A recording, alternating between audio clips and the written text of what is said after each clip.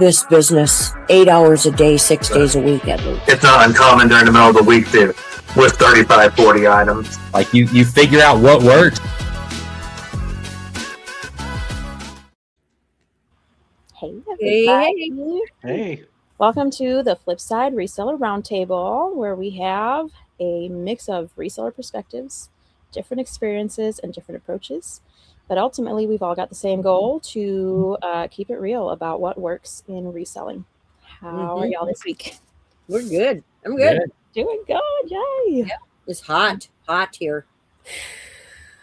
It's hot. For Minnesota, we don't do 99 degrees. That's what it is today. That's actual temperature. So that's really hot for us. So. I don't even want to go outside. Yard sales this weekend were rough. We had our county fair. And that was rough.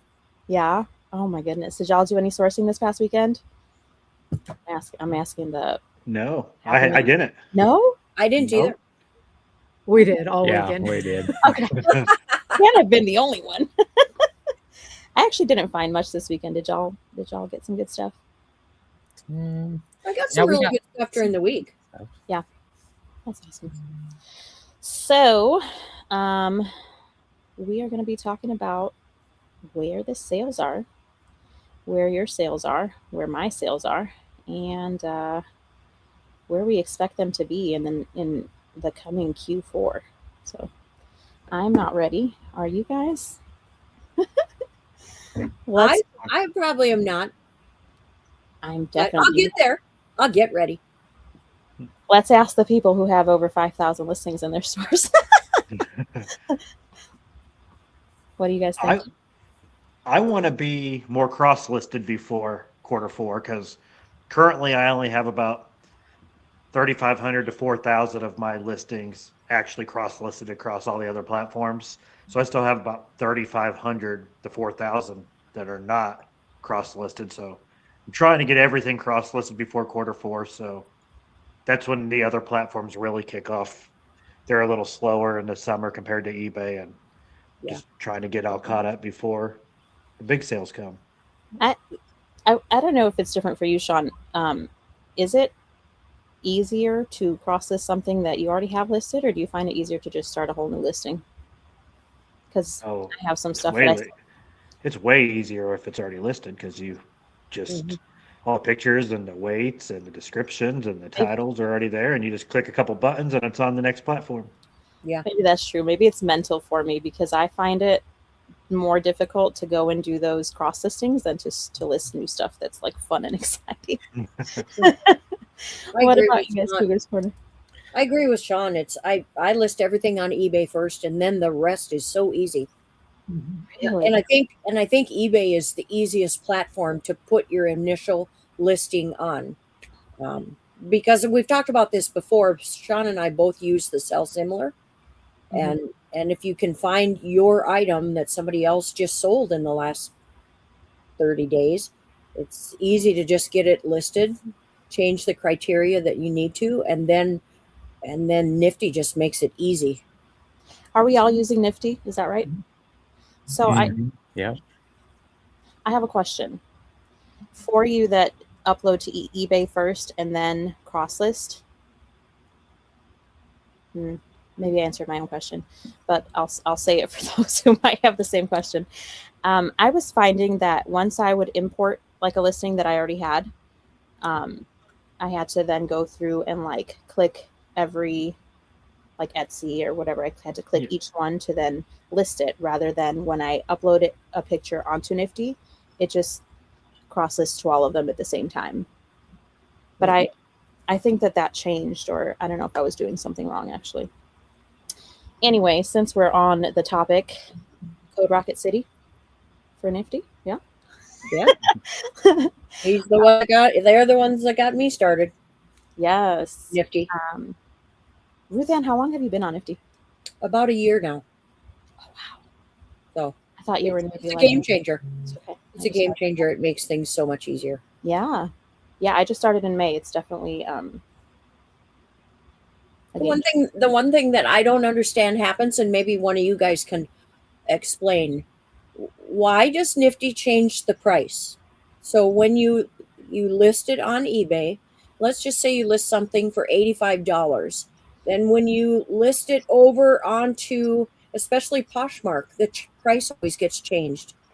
Isn't there like a new pricing setting? That's what it is.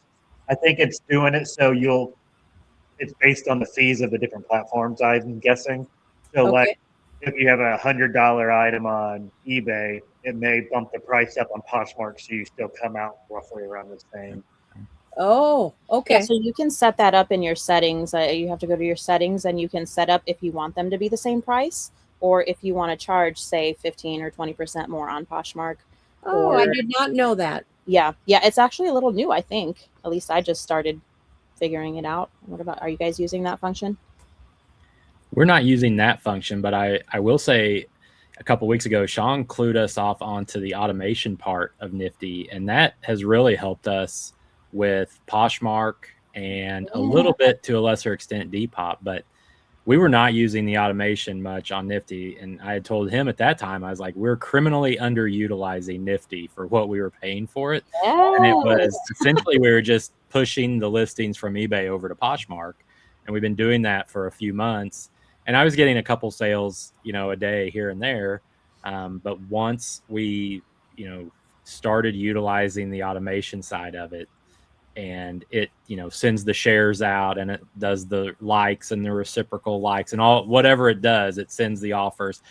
Like it's gone from a couple sales a day, now we're like 8 to 10 sales per day on Poshmark. So that's been a huge help, and thanks Sean for letting us know. But anybody else out there, if you're not kind of fully embracing all of the functionality that Nifty has, I think it'd be worthwhile to look into it, especially with those other platforms, because it really does make a big difference. Definitely. I had to look. I had to get on my platform and look. Do you also automatically send offers? I use Nifty to send automatic offers for Poshmark. I still do our offers on eBay. There's something mentioned on Nifty that says that we like to have counter offers. If we send a seller offer on eBay, I like to be able to get a counter offer back from a buyer, and I don't know that Nifty allows that. There was some note that I had read. So unless I'm wrong about that, we don't do automatic offers on Nifty for eBay, but we do for Poshmark and Depop. Okay. Well, we're talking about the automation on eBay this weekend. I've probably had, I think it was 7 sales of items that were over 2 years old on eBay. And I went back and looked, and they were all items that Nifty had automatically in the background delisted and relisted for me on eBay, and that made them appear as new listings. And I went back and looked, and they had all just been recently relisted by Nifty in the background without me having to go in and do it manually. So. Yeah, that's good. I've tried that. I haven't had much success yet on the recreates, but I have noticed it. But I do cap it at like 10 to 20 a day. We have several that would get recreated, but I've kind of, throttled that down just to make it a little more manageable. But what is interesting on there is you can have an automatic price reduction on those recreates, which is nice, because if it's a listing that's, old and you want to automatically decrease the price by 5 or 10%, Nifty will recreate it and then change that price based on whatever you've inputted. And that's been pretty nice to be able to mark those down slightly. That's a nice thing to put on autopilot, especially for those older items that have been sitting. Mm-hmm. Yeah. I better check that out. I got a lot of older items. Okay, let's do a speed round. Best sale of the week, Ruthanne. I got to say my glass. Yeah, you've been killing it with the glass. We'll come back around to the whatnot shows and stuff, because I know you had another big show, right? Yeah. I did a crazy dollar amount of glass last week. Yeah, crazy. Okay, Sean, best sale of the week. Are you looking it up? Scroll sales real quick. I've had a couple in the $200-$300 range, so nice. I don't know the best one off. I'm happy I'll just tell you guys. Sean doesn't remember either. I'm like, mine's $50. Okay, so it was a Land Before Time plush. So I mean that was mine before you guys one up me. There's Cougars a Corner- Pioneer stereo receiver that for 165 and a pair of boots Nice. for 150, and there's a few in that range. Very nice. I guess my best eBay sale this week, and my friend gave it to me. A friend gave it to me. He didn't like it. It was wool. Was a Pendleton. I sold Free a money. Pendleton. I sold a vintage Pendleton for $121.50. Does Very that mean nice. you guys are coming to the dark side and doing clothing? Yeah, Or? see that? Oh, yes, I do. Clothes. I do vintage clothing sometimes. Yeah. Wait, hold on. I picked up a vintage Christmas button-up. I think it's women's blouse button-up. I don't even know what to name it. That's how bad I am. But I picked it up. Now's It's the like time. $30 and I paid $2 for it. So Now's the time to get that thing Yeah. listed. yes. Jerry Okay, would wait until after Christmas to list it. She always gives me trouble because, like, I'll list a American flag 4th of July shirt on The day July after. 5th. Yeah. And you just miss it for some reason. listen, that's my ADHD brain. What about you guys? Day late and a dollar short. Best sale of the week. Probably we sold a Johnny Was dress for $100. I've got that stuck in my head. Johnny Was. I'm looking Yeah, up it's- next. Yes. Yeah. If you see it, grab it. I love it. We've been Was it like seeing a some. pattern or anything? Yeah, it was like a floral pattern. We've been seeing a few multi-item sales, which have helped. Like, people will buy 4 or 5 different items at once, and so I think that helps. Get your gross sales up a little bit, For average sure. sale price up a little bit, more items out the door. Love it. Yeah. Overall, how have sales been? I know we talked about summer slowdown, I think, on the last episode. Are we still seeing that? Are we seeing a tick up in sales, or where are we at with that? I can't say that I feel a summer slowdown.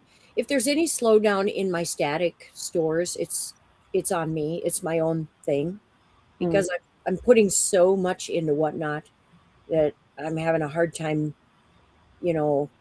doing all of it good justice. So my static listings have been a little slow, but because I've stopped. Okay, I have a term called bread and butter items, and I don't list bread and butter items anymore on the static platforms. So if it's not going to sell for $45, $50, I don't list anything that's going to sell for less than $40 on a static platform. If Bob were here, he would tell you that those $10 sales are going to add up faster than that one. Yeah, he probably I hope would. he would appreciate that. But Bob doesn't have as much of a space issue as I've got. Yeah. So I don't want something sitting over there on the shelf I'm only going to make $20 on. I just want that on Whatnot and out the door. Yeah. So I can appreciate that. I've been struggling a little bit because I've been still listing those $10 to $20 items. And I'm like, I should just do a Whatnot show. But I don't have like the time, the space, the setup, all of it. I don't know. I'm struggling with that. Yeah. What about you guys? Sean? Well, this past week, I was having a really good week. I actually got a good story and a conspiracy why my sales fell off. Oh, snap. So I had like 4 or 5. I had like 4 or 5 days in a row between $1,200 and $1,500. Dang. And then I believe it was Tuesday. Well, last week I sold a vintage stereo receiver for like $850 or $865 or something like that. I went through the whole process. I went and made sure I had big bubble. I pull noodled. I double boxed it. Well, the glass screen on the front must have got shocked and it broke. Oh. So the guy wanted to return it, which he has every right to return it. So he opened up a return and sent it back. FedEx, and I got some very good Blink doorbell footage of it. When they went to bring it back, the guy just came up on my porch and slammed it down. And then he starts yelling in my camera, I need a signature. I need a signature. But he didn't try to knock on the door or ring the doorbell. My wife was home because she's a school teacher and on summer break. So he picked it up because I think it was 85 pounds. It was like a big giant one. And he walks away like, this is bullshit. And he's walking back to his truck and left a note to have us sign it for the next day. So my wife pulled it off, signed it to have it dropped off the next day. The next day, FedEx shows up. They pull in my driveway. A guy gets out of his truck and opens the door and goes and lifts a stereo receiver. And you could just kind of see the look of defeat in his eye, like he didn't want to carry it to my porch. He just shoved it back in the FedEx truck. He got back in and just backed out of the driveway and didn't even attempt to deliver it. So then I was looking at the tracking, and they sent it back to the buyer. And I think my return shipping was like $65 that I had to pay to have it returned. So as soon as the buyer gets it back, they opened up a case, rightfully so, that they tried to return it, and eBay refunded them their $900 some with the shipping and everything. So I got on eBay and I opened up there's a spot on the bottom of the return if there's an issue, and you can request a call. So I called them and said, hey, this is what happened. It got sent back.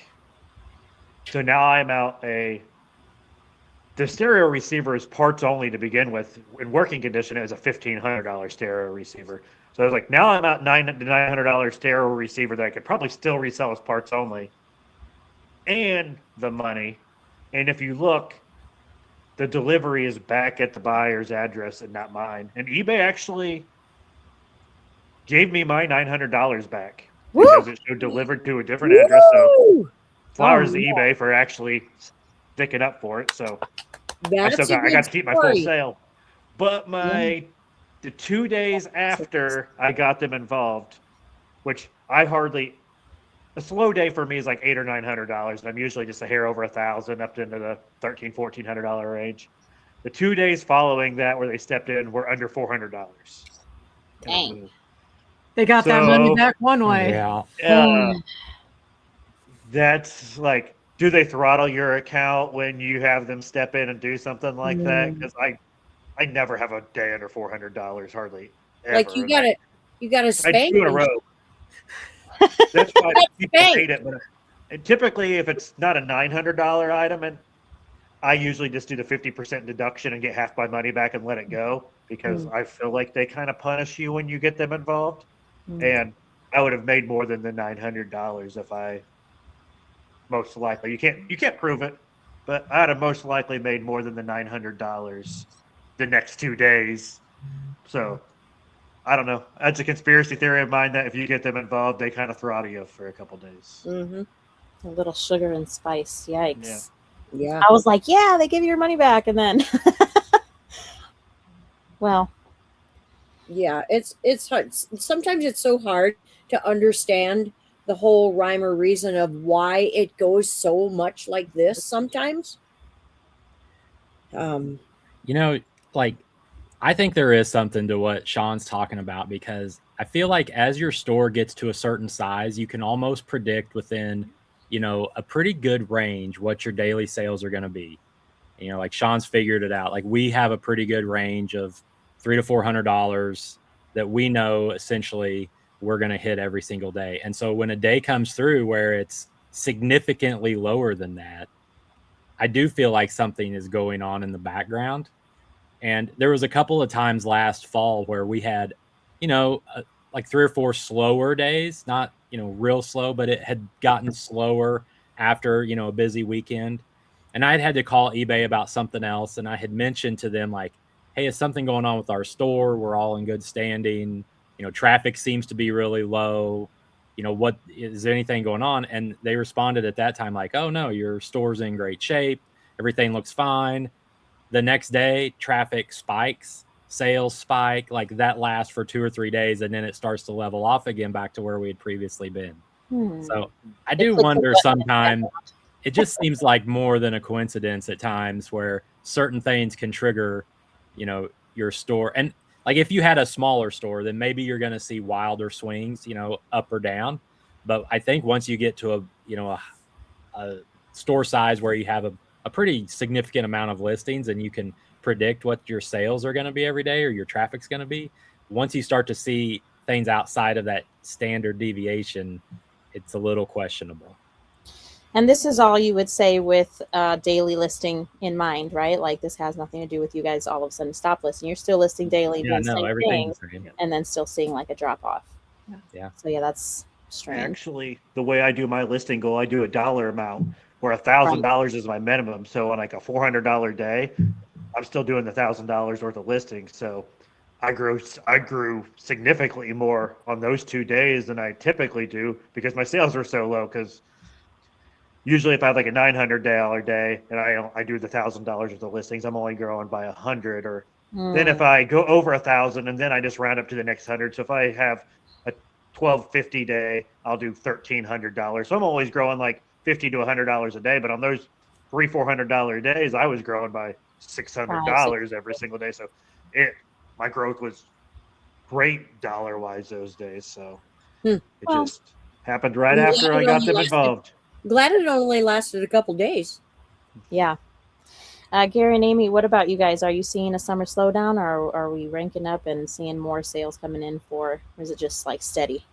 Yeah, I think, end of May and most of June, it had slowed down quite a bit, or, enough to where we noticed it. Mhm. And then over the last 10 days or so, I think we're starting to see our traffic go back to normal. And it really nothing outside of the range of what, I would suspect something's going on in the background, but just people were out on vacation. They're not on eBay. They're not shopping. But here recently, I'm starting to see more like back to school type sales. A lot of like college and professional football stuff is selling.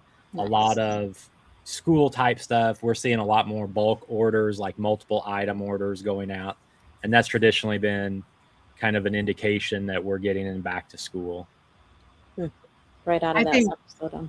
in reference to us, because we do primarily clothes too, is Vinted had their free shipping. So I think a lot of people are buyers are going to Vinted for the deals. Like it's kind of the garage sale, $5 range. And I think a lot of people are experimenting with that. The 25th was supposed to be the last day of free shipping there. I think today it's still free shipping. So I thought so, yeah. Yeah. So I Yeah, think I think contributes Vinted a little bit. had an effect on some eBay sales for sure. Yeah. Interesting. Yeah. I know you guys mentioned you were sourcing there a little bit as well as listing some items there, right? We Yeah. pulled in from St. Louis the other day, and I think Gary about had a heart attack. Like our when he saw mailbox was front stuffed porch. full, our front porch is packed.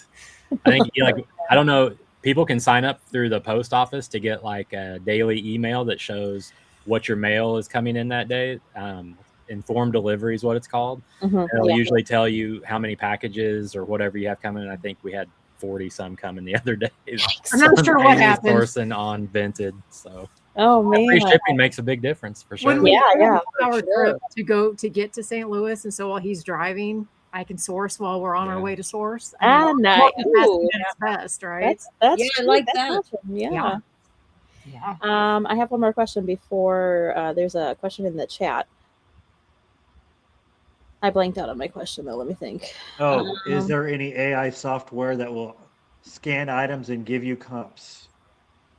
I don't know of one because the comps are eBay locks the comps for third-party developers can't access the comps. So usually the comps aren't very good on those apps from my experience. Yeah, so Nifty just launched something similar. It's not great. It's not great. It's not there yet. Hopefully it'll grow. I sell primarily plush, and I'm seeing like recommendations just what plush did I list? I don't know, something from Corpse Bride, and it's showing me just any old plush sales, right, as the sales comp. So you can't really rely on it. I assume it's the same for you guys in different categories. Not reliable. I think they're going to run into the same issues that all the other AI take a picture and get a comp and automatic listing is going to run into because they just don't have access to the numbers. So there's nothing better than good old eBay sold comps, in my opinion. Yeah. I agree. Or if you want to pay, what's the one that you pay for? Oh, Worth I forget Point? what it's called. Yeah, Worth Point, but they're just using eBay Yeah. solds too. Right. So you just go to eBay and get them for free. So Damn.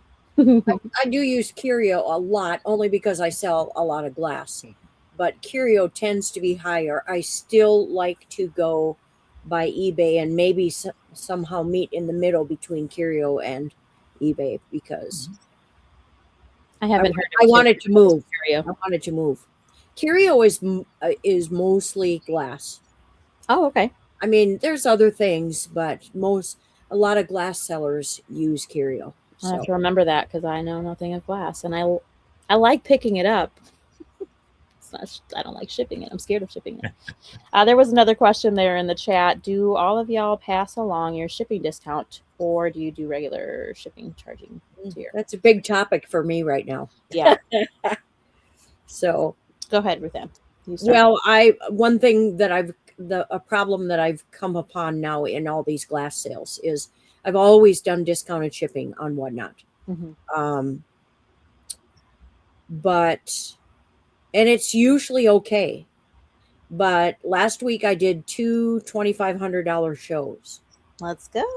And I had 4 buyers though. Here's where it comes in. You offer that discounted shipping. And I had 2 in the first show, 2 in the second show that just bought like crazy. 35, 40 items. Okay, they spent hundreds of dollars, but I ended up picking up over $200 of shipping in the second show and about $165 in the first show. And I'm just I've been in a meeting with ChatGPT many times about what am I going to do for the future. And I've asked a couple other sellers, and I think I have to raise my minimum. I have to raise my minimum buyer pays, because I can't do that.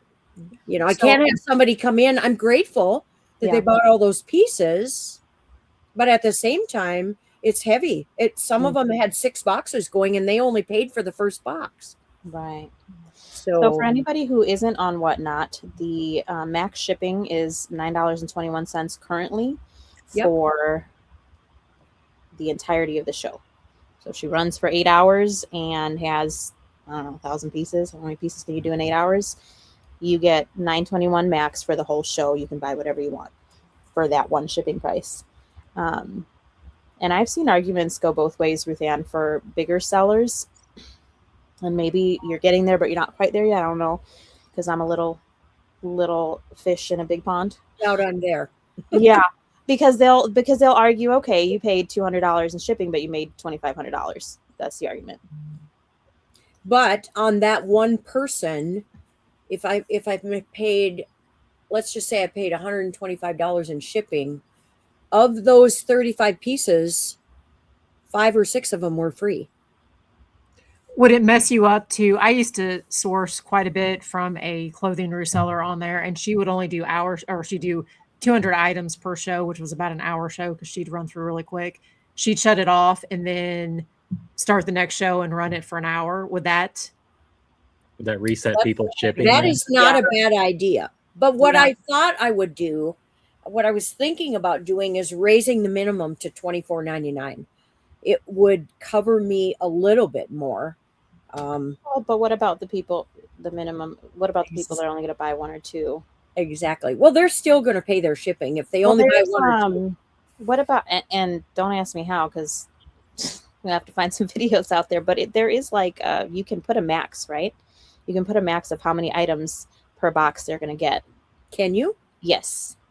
We might have to bother. That was a question. That was a question I had.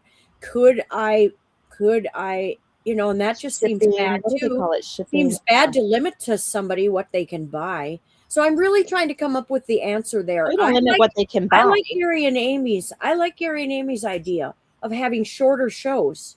Mm-hmm. I just stole it from a lady that did that to me. I mean, it's not a bad idea, especially in your category for glass, right? Kind of putting a max on how much you have to ship to. But there is a way to put you don't max how much the customer can buy, just how many items. Like if they pay $9.21, maybe you put a limit of 3 or 4 per box. And then after they buy 4 items, they have to pay another $9.21 for the next box. There's a way to do it, but I don't know how. Okay. Might have to, maybe Amanda would know that. She's kind of a Whatnot guru. She is, but she sells smalls. Yes, she does. So I don't think that's why I don't know, because I don't run into that issue a lot with, You know what I wish, guys? You know what I really wish? I wish all the platforms were more helpful.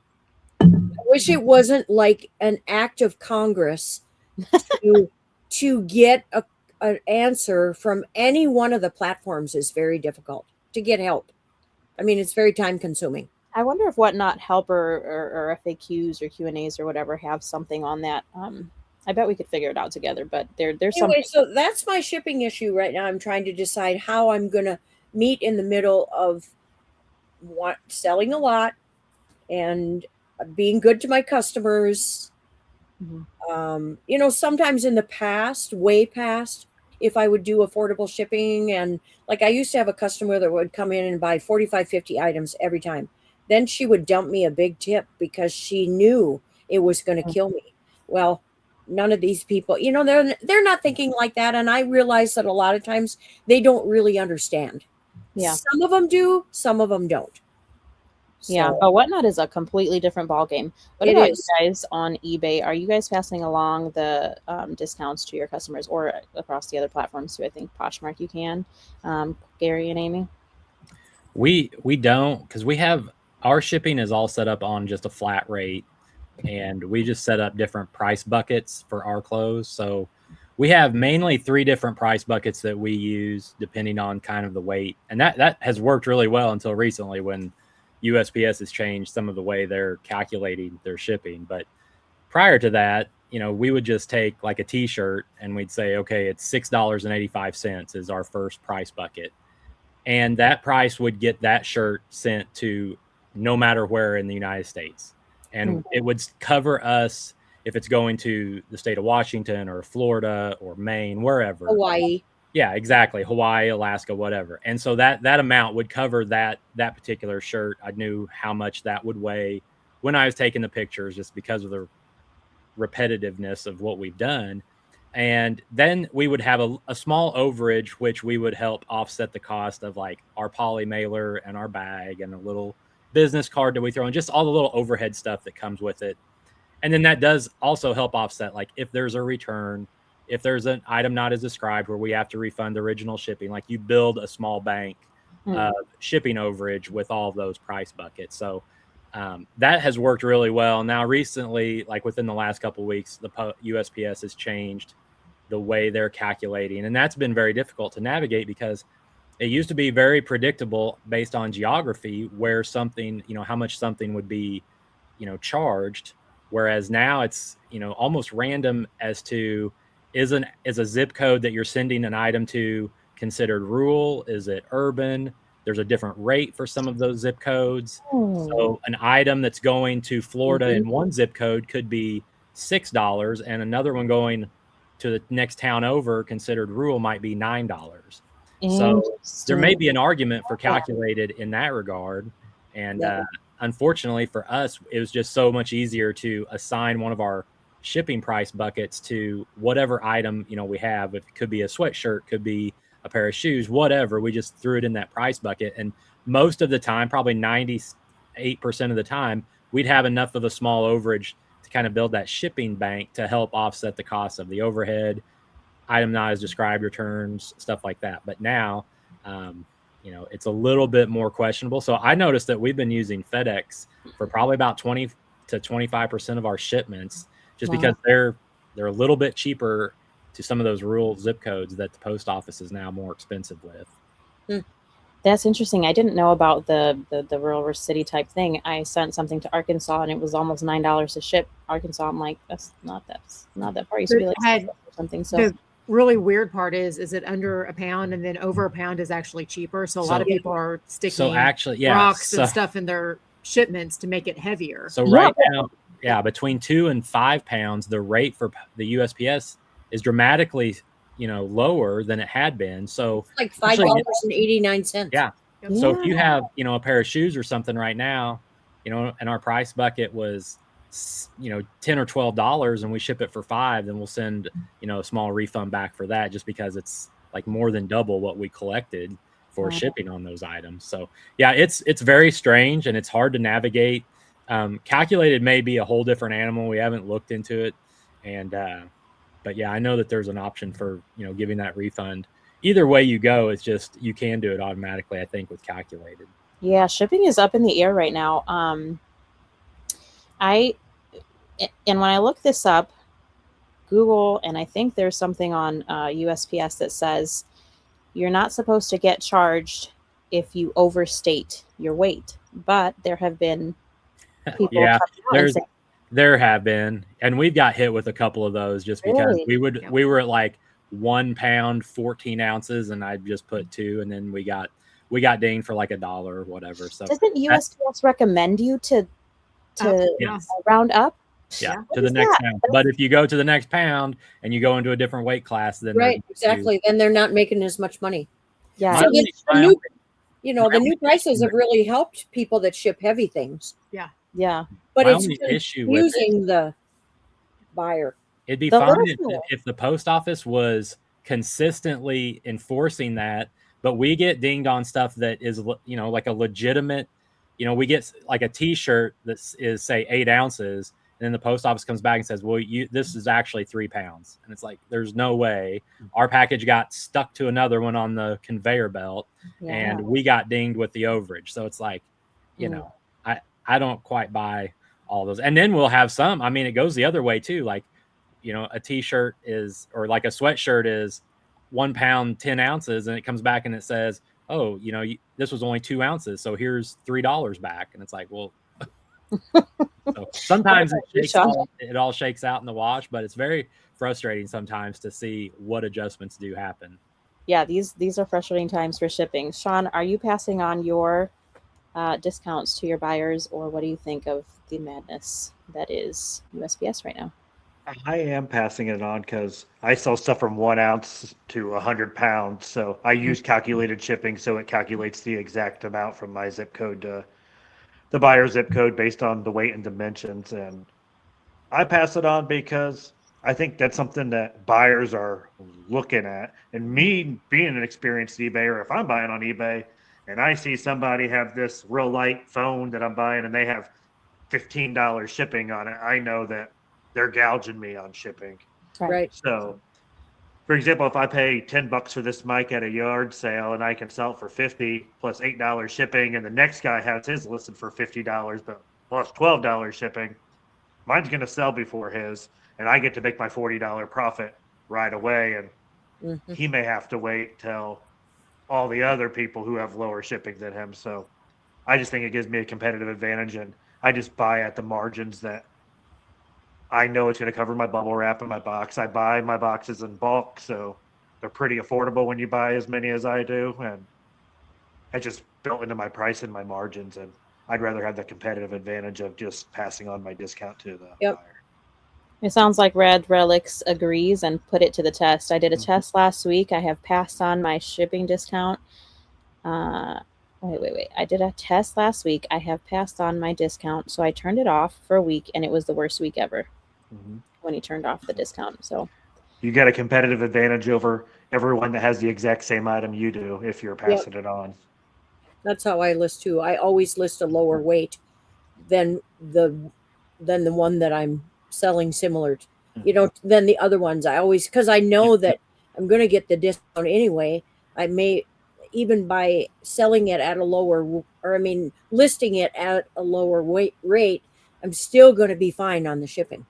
You don't have to change the weight, lower the weight. There's a setting in your settings that you can just pass on your USPS discount, and you don't have to guess by the weight. You can put your exact weights and dimensions in and put your setting at to pass on the discount to your buyers, and it will charge the buyer exactly what your UPS is charging you. Yeah. So you don't have to under guess the weight. You can change a setting in there for you.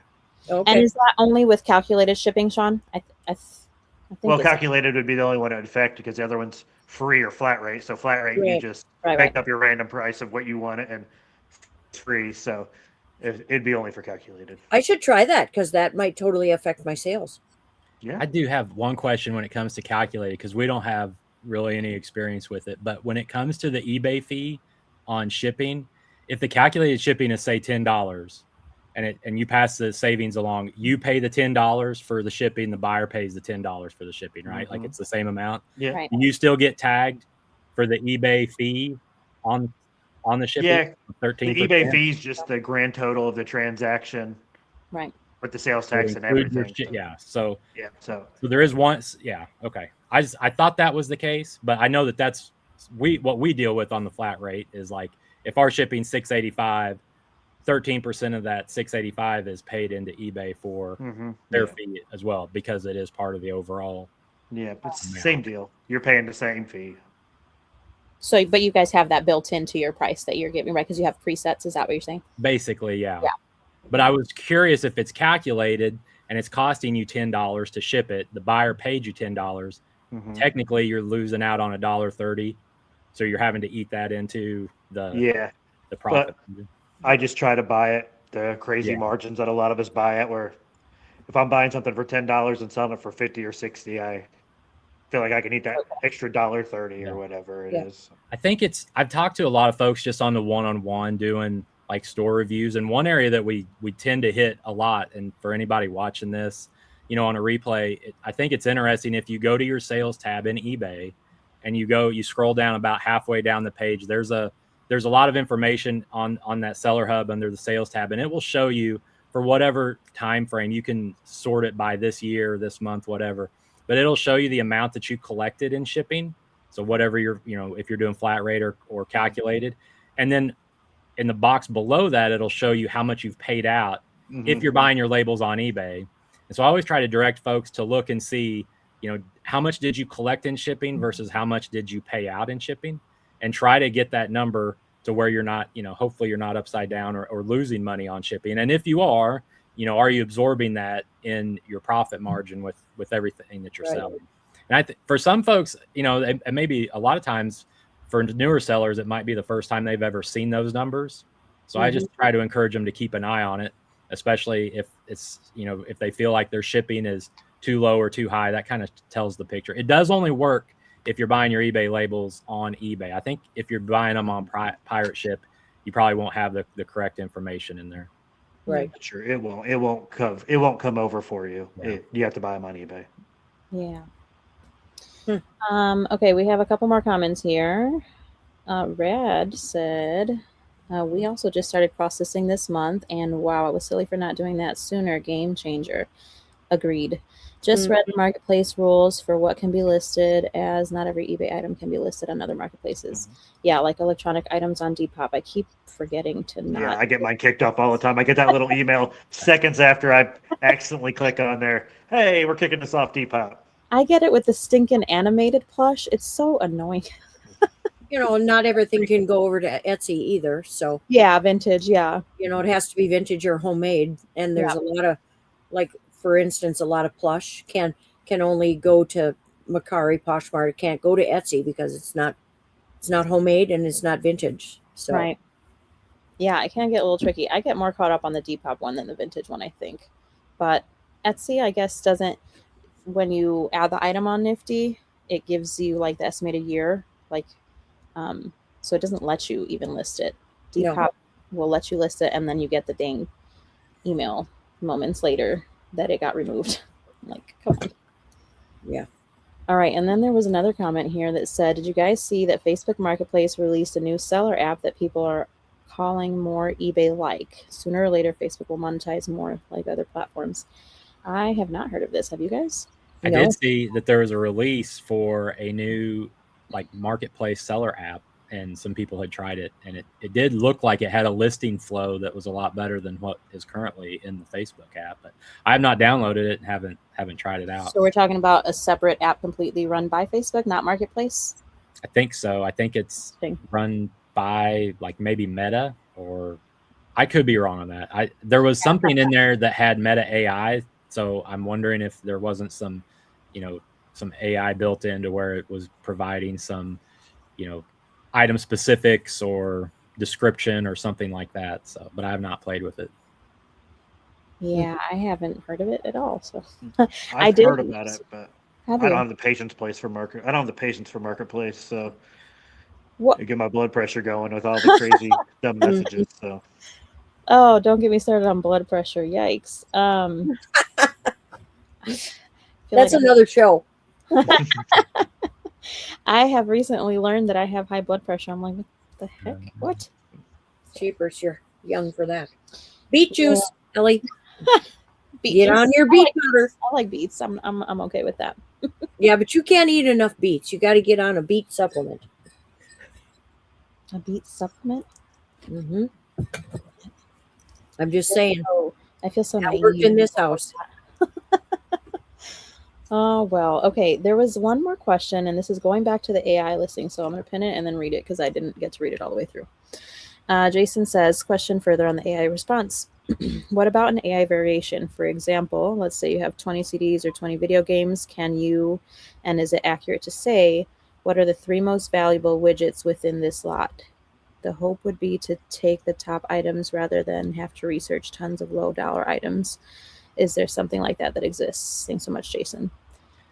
I've tried something like that before where I was at a Goodwill and, you know, like where the CDs and the DVDs are at. And just, I brought up Chat GPT and took a picture of the shelf. And I said, tell me, you know, or do any of these titles sell for more than $10 on a regular basis on eBay in the last 90 days? Mm-hmm. This was probably about 6 months ago, so it may be better now. And it tried to spit out 3 or 4 options. And then when I pulled those and looked at comps, I couldn't really see where that evidence existed. But I do think that there's something down that road that, you know, could get better to where you just take a picture of, you know, a whole lot like he's talking about. And it says, you know, these 3 are, you know, your best pulls from that lot. I actually have experience with a similar app. A company reached out to me called Flipper, wanting to pay me to make videos in thrift stores of me going and using their app, taking a picture of the CD or DVD rack, and then it was supposed to scan them all, and then it pulled up from top to bottom. You could sort from high to low price. So I was like, that sounds awesome if it works. I always skip that side of the store because I don't have time to through. I was like, that'd be a game changer if I could just go in there and do that real quick. So I tried it, and it showed me that the top one was like this $86 DVD. So I went and pulled it, and I verified it myself with eBay, and it was like a $5 free shipping DVD, and there was a lot of that. So the app did a really good job of scanning it, reading a title, and then making a profile for every single one. But the comps were nowhere near what they're supposed to be. So I decided not to take their money and make videos for them because I'm not going to try to promote something that doesn't work and make money off of it and get other people to buy that app and them having that experience. So right. It did a good job of scanning and reading them, but the comping, like I've talked about before, it was way off and it just wasn't there. Yeah, but think about how close, you know, things are going to get to being able to really do that really well and really fast. Yeah. If the thrift stores implement that themselves, you know, they already have all of their online stores. They could be doing that in the back room, and, you know, a big box of DVDs gets donated. They use whatever app that is, and then they just pluck the ones and send them off to Shop Goodwill or whatever. And Goodwill employees are dumb enough to price that DVD $86 because the app told them to. Yikes. Definitely. Bob always talks about, is it Ingenic AI? Something like that. I think you're right. They'll get there soon. Maybe next year. We'll see.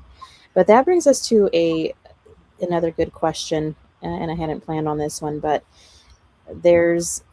I've seen, I guess in the Facebook world, people kind of going around and saying, if we don't have the bins, if we don't have thrift stores, resellers don't exist. What do you guys think about that argument? I think it depends what you sell. I hardly ever go in them.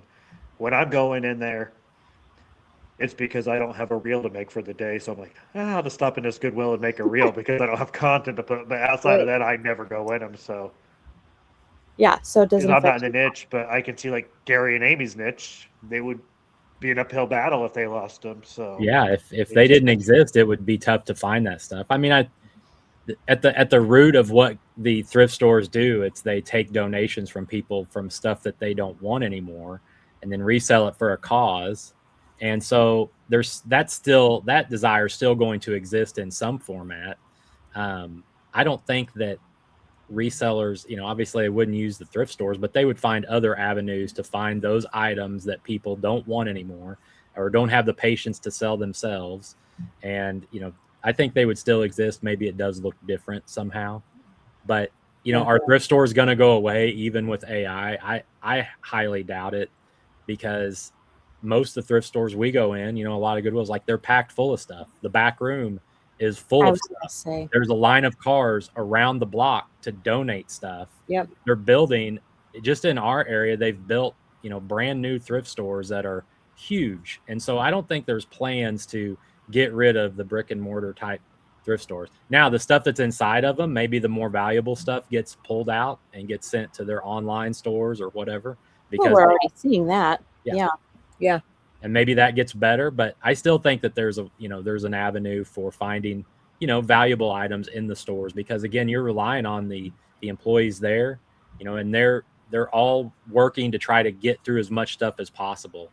And they only have a limited amount of time to actually touch an item to decide, is this going to online or is this going out on the floor, and then determining a price. So I think that's why I think connections are so important. We've talked about this before, that to try to be the person between the person's junk at home and the thrift store, try to be the middleman that they call and say, hey, I got 10 boxes of stuff. Do you want it? So connections are extremely, I think about what I'm making right now off of a connection, and that's going to keep, if the thrift stores do start, if that ever happens and the thrift stores start dissipating or going away or something like that, connections are going to be even more important then. Word of mouth. Tell people what we do. I think it's horse poop. I think that we live in a world of over consumerism, and there will never be a shortage of used items. Yep. I agree, Ellie. Item resellers. There's always going to be people having garage sales that want to get rid of the rest of their stuff. Somewhat. Have you guys seen free, like, in a garage sale, free pickup, take the whole haul, because I don't want to put it back inside. It's not going to go anywhere. And I commented that on this post that I saw, and I got I didn't respond back after this, but they responded saying, kind of digging in their heels, that resellers don't exist. Yes, things will dry up if thrift stores decide to, sell their own stuff at higher prices or sell whatever the matter be, and our source disappears. I don't believe it. We have, first of all, here in the US, there's just so much stuff. There's just so much. We're not going anywhere. Yeah, that's my take. You were talking, and we're doing a service, even though we have haters. We're doing a great service to the whole world, really, because we're doing the searching for items that other people want and can use, and can benefit from. Use. And I get kind of frustrated with the haters. I've gotten a couple haters since I started doing content. And already? Yes, already. You just started, Ruthanne. I know. And it's just like, they just don't understand that we are working hard to find items for people that want them. But they don't see it that way. They just think we're getting filthy, stinking rich. My favorite argument is that we're stealing from the poor. Yes. I don't think they understand we are the poor. Not you guys. You guys are $500,000. No. But at least a lot of the stories that I've come across with resellers at least started with, when I was younger, we were poor. This is how we got in, right? So yes. Well, that's why I started over financially at 50. I had to do something, and this was the answer to my prayer. Yeah. Reselling is just amazing. You were talking about being too much stuff, how there's too much stuff out there. I had a buddy come by my shop the other day, and he dabbles on eBay, like 30, 40 listings at a time, but nothing crazy. And he sees what I'm doing, and he talked, and he's like, I'm thinking about taking it really seriously the rest of the year and try to ramp up to maybe quit my job and go full time next year. But I don't want to do it because you're in this area and I don't want to take from you. And I laughed, and I said, I can't list what I have now. Like, Do it, man. I was like, I'll wholesale stuff to you. Like, so I was like, you're not gonna be stepping on my toes. If you have any questions, just you got Yeah. my phone number. I'm more than happy to help you. So, And he doesn't understand you're selling to the whole world. Right. And there's so much stuff in your area, Sean, that you're missing. That Yeah. you know. I didn't mean, even like, go garage sailing this past weekend because I have too much stuff right now. So like, Go show him a It's- Gary Vee video. Sell Yeah. some stuff on eBay. I have listened to a couple of his. Speaking of blood pressure, I can only he kind of ramps my blood pressure up. He's got reminds an me of energy. Dave Ramsey. He Huh? reminds me of Dave Ramsey rants when Ramsey would like yell at. He's simmered down some in his older age, but he used to do some good rants. Yeah. That's what it reminds me of. All right. Well, it's been a great episode. We're coming on the hour. I think I covered all the comments. Any more questions in the comments before we go? I don't Thank think you so. to you guys that are in the chat. We really appreciate you being in the chat, you guys. Yeah, thanks for all the questions. Yeah, you guys rock. Definitely helped me through this episode. Hopefully the tariff wars settle at some point. Yeah. I miss global sales for sure. Used to make up half of my sales. Wow, that's a big chunk. I'm still seeing global sales coming in. Are you guys? I've had gotten several this week. I had an interesting one. I sold a sale in May to somebody in South Africa, and it didn't come, and it didn't come, and it didn't come, and she wanted a refund. And I said, it will come, but you live in South Africa. Okay. I mean, you could see on the tracking that it had left Illinois, the Illinois shipping center, and it was an Etsy, and it had left. I said, it will come. I'm telling you, it will come. It just could be a month, And nope, she insisted on a refund. So then it came, and I was just like, I was kind of frustrated. Then we had to get into contact because there's no way for me to get my money then. So finally, and she's sleeping when I'm awake, and so finally I got to talk to this woman in South Africa, and luckily, because I've had a business for so long, I have a Square on my phone, so I was able to take her credit card over the phone. But it was kind of interesting. Nice. It was a lot of hullabaloo for. I had the opposite happen. I had a sale that was supposed to go to Washington, and it somehow went to Guam. That was on Etsy, so Etsy buyer protection or seller protection kind of jumped in there. So it was odd. Yeah. Well, I want to encourage everyone to try something new this week. We've talked about a lot of different methods, different ideas, cross-listing, not cross-listing, offering shipping discounts and such. Try something new and come and tell us about how it changed your business. Progress over. Check out my automation. I got to check out my automation after this conversation. So that's one of the first things. I return it on. Sometimes it turns off. Remember, progress over perfection. And I want to thank all of my co-hosts for being here. Ruthanne, We appreciate you, Ellie. Sean, I Great appreciate you. job tonight. Good job. Ellie, you're gonna have to give Bob a hard time that when you run the show, the chat's full. So Yeah, Bob. Deal with that. you're gonna have to give him a I hard tried to time. incorporate you guys today. I figured it was a little bit easier on me. I appreciate you guys all staying and watching and chatting. And we will see you next week. Yeah. Everybody have a great week. Yep. Bye. Let's see. I love it. Don't look at me. Hold on. I think I got the wrong outro. Hold on, guys. Hold on. You got this, Ellie.